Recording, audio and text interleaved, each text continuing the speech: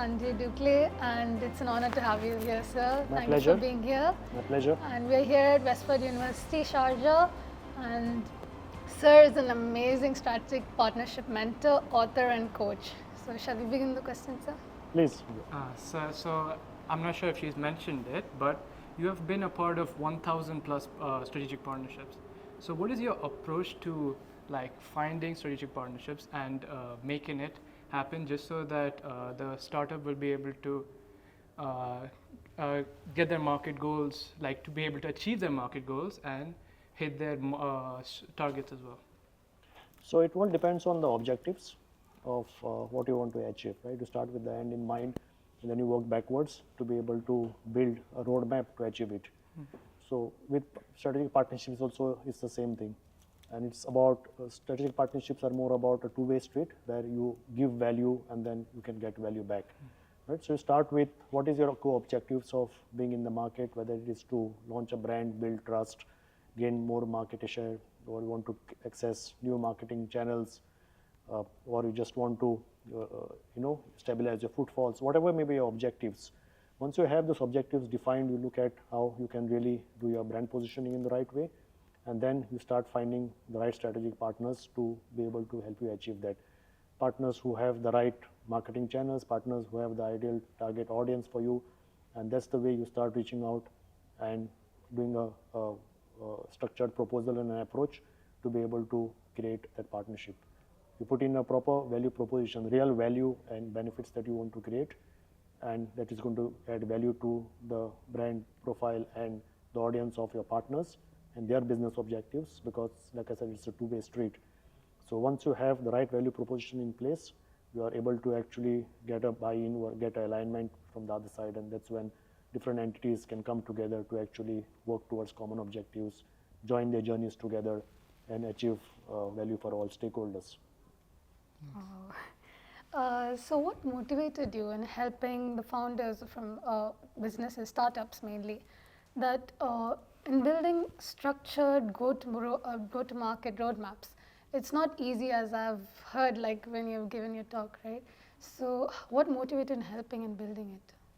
So my motivation mainly comes from my passion of being able to work with multiple businesses in multiple industries. Right, I've got the benefit of having worked with various categories of brands and businesses, whether it is in hospitality, leisure, wellness, or whether it is right from automotive to academic. I've been able to work with different businesses and help them come together and work. So starting from a marketing type of a approach where there were certain limitations, whether it's of resources, budgets, or how much of reach you can actually build. Moving on to a strategic partnerships format really helped to transition this, right? And then what happens is you build synergies that go beyond just working together, and you realize the potential of the other side going way beyond what you could initially visualize. And seeing the results that come in, seeing that it has helped other businesses, especially when they have limitations of resources to work together. And there's a lot of passion with startups, with founders, or even with various brands that have worked to create value for the community they want to serve. They have some really great concepts. They are really good in what they do. What they need is the right channels and opportunity to take it to the market and be able to serve it to the community, and that's what's going to help them grow and succeed. And helping them actually achieve it is a huge fulfillment. So it's not just professionally achieving your KPIs or putting a ecosystem together for a rewards platform or just doing that. It's also about helping people succeed. It's also about helping businesses grow, right? Helping them find basics so that they can sustain and grow in what they do. And that brings a lot of fulfillment. And in the way they can serve the community, the economy, and build the ecosystem, the benefits will be substantially more. That's what motivates me, that fulfillment of being able to contribute back and helping businesses and brands succeed and bring their true potential to the market is what really motivates me. That's lovely to hear, sir. So also, in your experience, what are the key elements of having a successful go-to-market roadmaps for businesses that are aiming to scale in UAE's current landscape? So I would say two broad factors that will really contribute to this. One will be to have a good value proposition where the business should really have the interest of creating value for their audience. not just to get business or not just to create something that looks good but doesn't have an inherent value.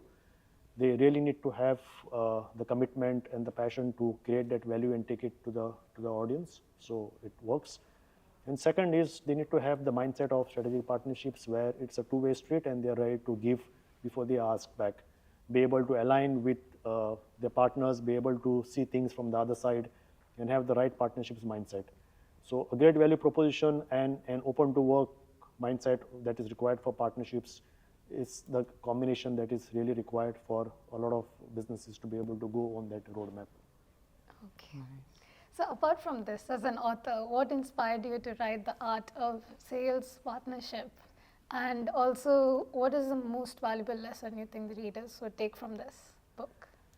So I've always been working with so many brands and businesses. Some of them have even been started by individuals, some of them. So in the way I've been building these rewards platforms and partnerships, I've worked with businesses started by working parents type of thing, or professionals who have moved from work roles into launching a brand or a business. Apart from established brands and businesses who have resources, who have a big network, who already have retail outlets, internal, external teams, they have the budgets to work with agencies. I'm also talking about a lot of entry-level people who need help. And a lot of times, and this is a common question that I will always get is, I have very limited resources. How do I go to market? How do I build my brand and business? And a lot of them will get stuck. They will either try to get through by themselves or find limitations. And that is when I said, let me put the learnings that I have built into a book that they could actually go and pick up and start picking up basics from them, right? And that will help them move ahead. I don't want somebody to get stuck, somebody to be dependent, or sometimes a very small factor could make a major difference in the approach that somebody takes and gets to the market. So if I can put that learning out and make it visible and viable and accessible to people, they could simply go and get it, and at least they will get onto the way. And that was my core purpose of bringing all of those almost 10 years of work in this field, putting it onto that book and getting it out. Thank you, sir. Truly inspiring. I'm not sure if Caroline has mentioned this, but you're also a life coach. Yeah. So how has your methodologies in life coaching affected you in making business relationships and partnerships? So life coaching usually starts with yourself, okay, and this is my core objective initially, to get into the life coaching format, where I wanted to be a better individual. I wanted to be more, realistic and be able to go deeper into myself and understand my true fulfillment, find out what really helps me, find out what I could really, go into myself and find my strengths. And this is something that I then try and share with the people that I work with, where I see what are their strengths, whether it's in business or whether it's in something that they want to achieve as professionals, right? The relationship is not just about doing agreements or just taking offers or just signing up a basic KPI. It's about how we relate to people behind the business, how we relate to the individual behind those professionals, and seeing what are their aspirations, right? So everybody comes with two timelines or two levels of aspirations. One is a professional aspiration in the role, whether it's a founder or a professional working, it's a student trying to complete and go out to the market. And there are personal aspirations where you as an individual, what you have grown up in life, your experiences, your beliefs, your thought processes, and how that will influence what you do also in a professional life. So there are two things are interlinked. Though they work in their own timelines and their tracks, there are certain areas where they converge and they influence each other. And being able to help people harness their true potential and being able to go in and try and be their 10x version is something that has always been of interest and fascination for me, starting with my own self. And every single day, if I have to judge, I would like to judge my own self, keep the next level of benchmark for myself, and see if I can be 1% better every single day. And with just being 1% better every single day as a human being, as a professional, right?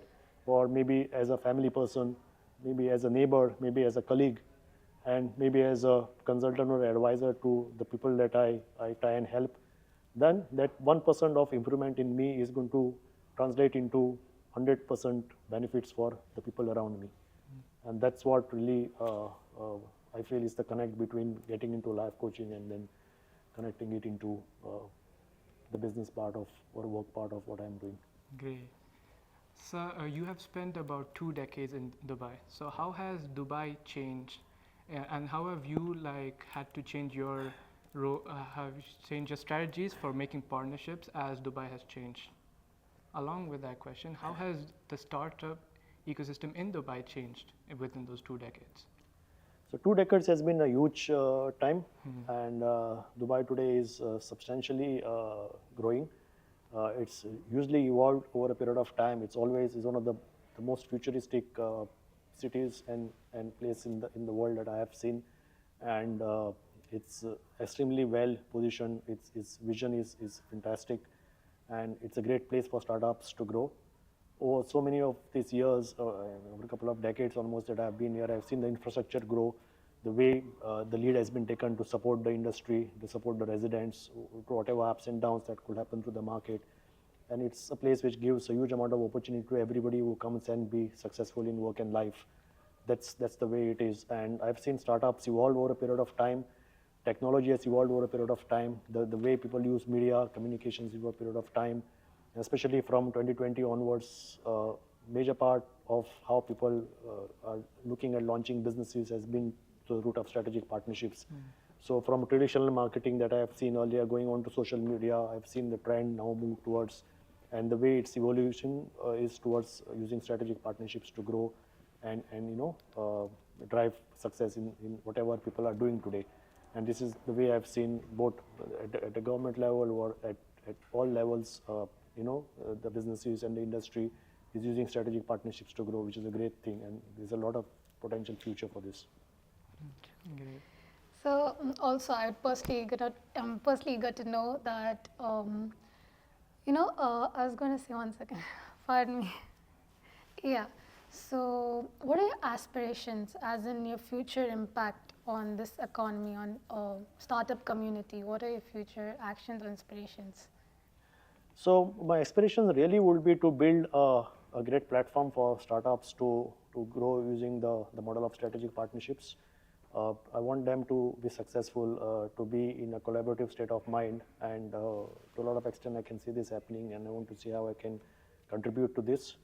Maybe even build a learning, and a coaching platform that is more structured and applied for this market, because this is what really the industry needs.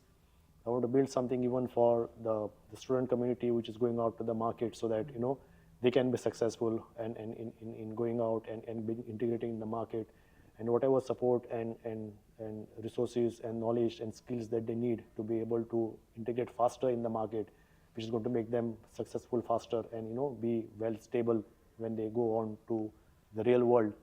These are the areas that I would love to aspire to be contributing to, which is also going to help the community around me. Further, with over 1,000+ partnerships built and connections with 500+ brands, how do you maintain such a vast connection? So it's also the type of work that I do, that I constantly reach out to brands and businesses, talk to them, make them understand the potential of working together and achieving their targets. Everybody wants to grow, everybody wants to learn, everybody is looking for the next level of how they could take things, and if you put it across in the right perspective, and if you really are creating value, it's not just about trying to get something from somebody, but also having the real interest and the empathy to support somebody, understand people's challenges, and see how you can really help them succeed, and see how you can help them create synergies and draw upon their own strengths, so that could be capitalized or that could be brought into play, that is going to help them grow. Then yes, people will connect, and that's the way you build your network. That's very important. You need to go out with the objective of giving first rather than just getting. Well then, as a final question, sir, as you're a life coach, you're gonna have to, as a way to improve yourself, you go and meet other renowned life coaches like Mr. Tony Robbins and more. So how has their teaching influenced your teaching and your methodologies in life coaching? So with Tony Robbins, I've done some programs basically, because he does a lot of online programs and so on. And I've attended some of his programs, and so it's been very inspiring. It helps you actually go deep into what you are and bring out your true strength. helps you understand what fulfills you in real terms, right? Because unless you find your true fulfillment, you are not at your 100% potential, right? And to be able to reach there, you need to also balance out your thoughts, relook at how you look at your entire circle of life, whether it is health, wealth, relationships.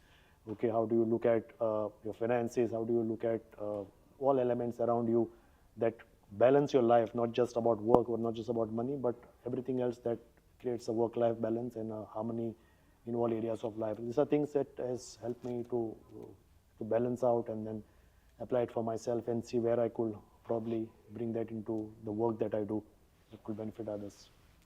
Well then, thank you, sir, for answering all of our questions. It's my pleasure. We've had fun questioning you as well, and that's it. Thank you guys for watching. Absolutely.